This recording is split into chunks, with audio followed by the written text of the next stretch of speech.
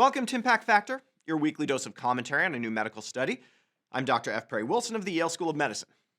It was 100 years ago when Leonard Thompson, age 13, received a reprieve from a death sentence. Young Master Thompson had type 1 diabetes, a disease that was uniformly fatal within months of diagnosis. But he received a new treatment, insulin, from a canine pancreas. He would live 13 more years before dying at age 26 of pneumonia. The history of type 1 diabetes since that time has been a battle on two fronts. First, the search for a cause of and cure for the disease. Second, the effort to make the administration of insulin safer, more reliable, and easier. The past 2 decades have seen a technological revolution in type 1 diabetes care, with continuous glucose monitors decreasing the need for painful finger sticks, and insulin pumps allowing for more precise titration of doses. The dream, of course, has been to combine those two technologies, continuous glucose monitoring and insulin pumps, to create so-called closed-loop systems, basically an artificial pancreas that would obviate the need for any intervention on the part of the patient, save the occasional refilling of an insulin reservoir. We aren't there yet, but we're closer than ever.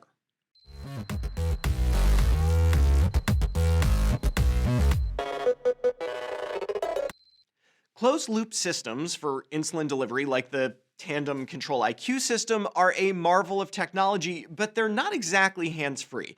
Users need to dial in settings for their insulin usage, count carbohydrates at meals, and inform the system that they're about to eat those meals to allow the algorithm to administer an appropriate insulin dose.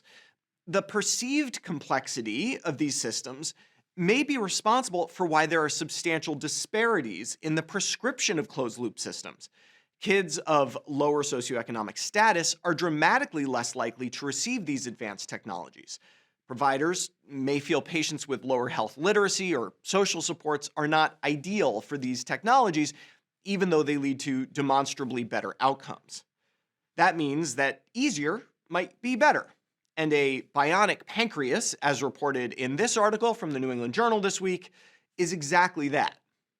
Now, broadly, it's another closed-loop system. The bionic pancreas integrates with a continuous glucose monitor and administers insulin when needed, but the algorithm appears to be a bit smarter than what we have in existing devices. For example, the patient doesn't need to provide any information about their usual insulin doses, just their body weight.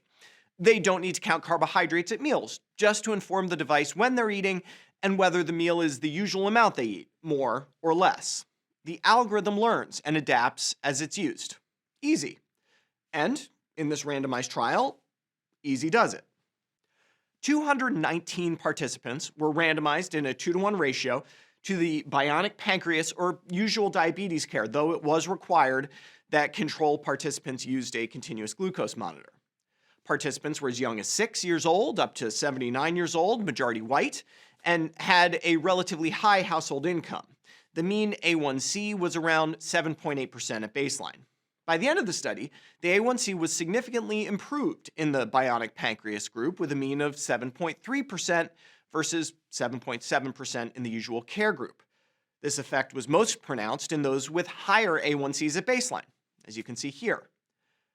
People randomized to the bionic pancreas also spent more time in the target glucose range of 70 to 180 milligrams per deciliter. All in all, the technology that makes it easy to manage your blood sugar, well, made it easy to manage your blood sugar. But new technology is never without its hiccups. You can see that those randomized to the bionic pancreas had a markedly higher rate of adverse events, 244 events in 126 people, compared to 10 events in 8 people in the usual care group. Now, this is a little misleading, though. The vast majority of these events were hyperglycemic episodes due to infusion set failures, which were only reportable in the bionic pancreas group. In other words, the patients in the control group who had an infusion set failure, assuming they were using an insulin pump at all, would have just called their regular doctor to get things sorted and not reported it to the study team. But nevertheless, these adverse events, not serious but common, highlight the fact that good software is not the only key to solving the closed-loop problem. We need good hardware too. Hardware that can withstand the very active lives children with type 1 diabetes deserve to live. In short, the dream of a functional cure to type 1 diabetes, a true artificial pancreas, is closer than ever, but it's still just a dream. With iterative advancements like this, though, the reality may be here before you know it. For Medscape, I'm Perry Wilson.